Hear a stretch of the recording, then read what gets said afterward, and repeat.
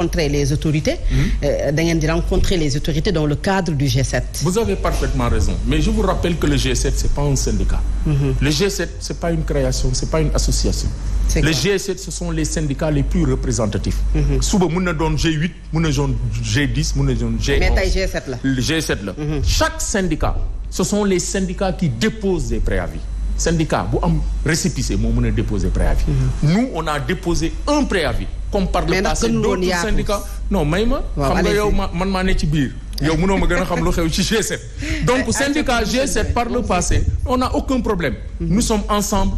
gars yi tey am na ku ma représenté bi ñu leen wooyee fële Diamniadio mais nous on était à autre chose parce que ñun nous sommes interchangeables man mun naa nekk fii suba le secrétaire général adjoint Ndongo mun na fa ne le chargé des revendications Aliou Gningue mun na fa ne le chargé de la communication Amadou Ba wala Jokel Faye wala keneen mun na fa ne donc ñun ku ne mun nga dem représenter syndicat parce qu'on a le même niveau d'information.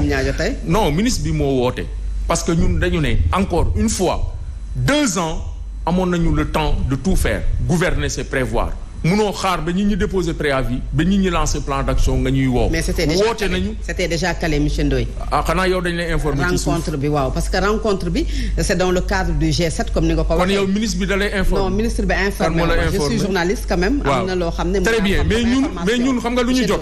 waaw ñun 48 heures avant. waaw ñun dañu woo convocation. mais ñun sur le principe nous avons dit que le monitoring. Le temps du monitoring est révolu dañu ne ministre bi lu muy def nii mënoon na pendant 2 ans nga xam ne dara amul grève amul lépp dal na pendant une période la guerre se prépare en période de paix. Alors, ils avaient tout le temps d'appeler les gens de régler les problèmes de l'école ils l'ont pas fait. La deuxième chose mooy le G7 nous restons ouverts n'importe qui peut déposer un préavis ñun dañu déposer préavis tous les membres du G7 ont été informés on leur a dit que notre préavis a expiré nous avons des instances les instances nous ont demandé d'engager la lutte suba bu gars yi ñëwee ñu ànd parce que le combat c'est le combat de tout le monde c'est un combat citoyen suba bu ñu toogee mën nañu ànd dem mais pour le moment ce plan d'action est un plan d'action qu'il faut donner parce que le contexte est un contexte politique préélectoral dañu ne bu ñu deful dara waxuñu dara ba ñu dugg mois de janvier les gens n'auront plus notre temps donc il faut les obliger à régler les questions essentielles. non c'est vous faites la pression. une forme de pression par rapport ak contexte yi parce que sànq ba léegi yaa ngi koy wax en fait. parce que politique yi ñu ngi waajal élection il faut que ñu yëngu. sinon après li ci topp nga ñu faal koy wax. ça veut dire que il faut séquencer les événements. xam nga tey bu ñu waxee élection c'est un faux débat. parce que ñoom lu ñu bëgg a def ñu ngi koy def tey jii bu ñu jógee ci élection locale. mais on va directement vers les élections législatives. bu dee élection rek la kon fii ba 2025 ñun du ñu def dara. ñun notre agenda mën naa yàq dara ñun notre agenda. est-ce que contexte politique bi mën na yàq dara ci.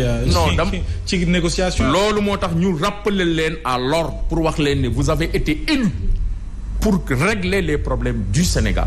Et ces élections qui se profilent à l'horizon c'est des élections locales.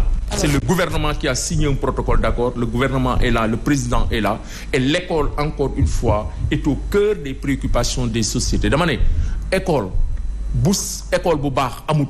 Il y a crise des valeurs yu ñuy wax quand l'école est en crise. Mais la société sera en crise. L'école est le creuset de la citoyenneté et l'école est un sanctuaire. lan moo tax ngeen accepter à chaque fois bu leen nguur gi yóbboo ci en pleine année scolaire ngeen waxtaan. ngeen nangu ko alors que am na 3 mois yoo xamante ne ni vacances la lépp mën ngeen ko ci lijjanti. Mais je suis en phase avec vous d'accord naa moom laa la wax dama la ne c'est des gens qui jouent aux sapeurs-pompiers parce que tey jii boo gisee dama lay jox benn exemple semaine passée.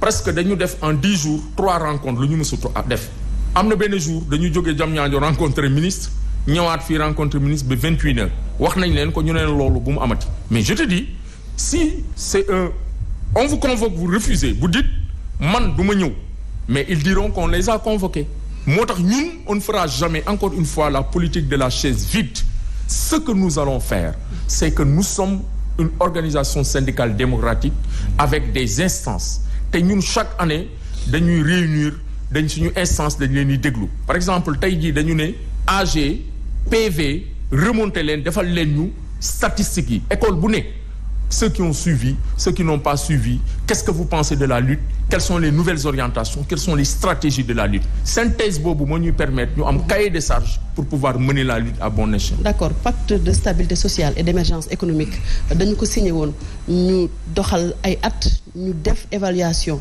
mais boobu ba léegi si dafa mel ni syndicalistes yi ñemewuñu jàkkaarloo ak nguuru Macky Sall comme ni ñu ko doon defee ci nguuru Abdoulaye Wade. Qu'est-ce qui se passe? D'abord damay préciser. Ce sont les centrales qui ont signé le pacte de stabilité sociale. Je suis d'accord avec vous. Ñun on n'est pas membre du central. Je suis très d'accord avec vous. Bi ñuy def assise bi ñu waxee ay pacte de stabilité moi j'étais là-bas. Nous on a fait une contribution dama leen ne signé wu ñun duñu pacte de stabilité on ne peut pas prendre la garantie. Le droit syndical est consacré par la Constitution du Sénégal.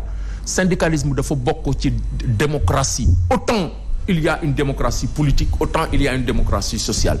Dire aux syndicats de se taire, c'est tuer la démocratie, c'est tuer le mouvement syndical. moo tax ñun dañ leen ne nguur gi bés boo leen defee li ngeen war a def mais jaru leen ngeen ñu signer pacte de stabilité sociale. Yéen da ngeen nekk en rang dispersé. Est-ce que loolu moo leen di fragiliser tey. C'est clair que ni centrale yi ñoo ko signé woon.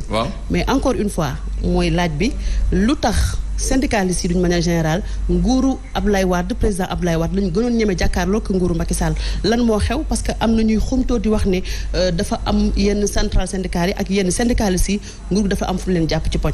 waaw mais ñun xam nga man dama koy wax man d'abord musuma am carte politique je suis devant la nation sénégalaise et je m'adresse solennellement au peuple sénégalais.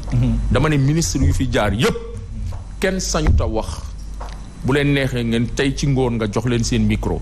du 1000 francs du bon d'essence. nous on se bat pour des principes et des valeurs.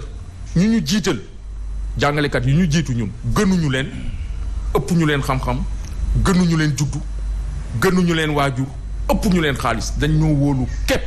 aucun ministre du Sénégal ne peut dire que le CUSEMS toog nañ fi ñeenti at nguuru Macky Sall tëj suñu compte on cotisait ñun. pour fay suñu location dañ doon cotiser pour fay les femmes de ménage dañu dem ba suñu chauffeur dañ ko libérer parce que mënatuñ ko fay ñu ne ko on te met en chômage technique du question mu bëgguñu la fay mais amatuñu lu ñu lay fay parce que notre combat c'est la survie du syndicat 4 ans imaginez 4 ans yàlla dimbali ñu bañ ci génn ci jàmm yàlla jox ñu ndam jox ñu dëgg te dëgg moo wóor ba pare ñu jënd suñu siège continuer di fonctionner normalement. Mais donc kon c'est quoi le problème doy ñuy wax loolu kon ñuy wax lan ne ñi nga xam ne ñooy syndicat d'enseignants yi am na ci ñoo xam ne ils roulent pour le pouvoir. Non c'est-à-dire que loolu yow yaa def affirmation bi.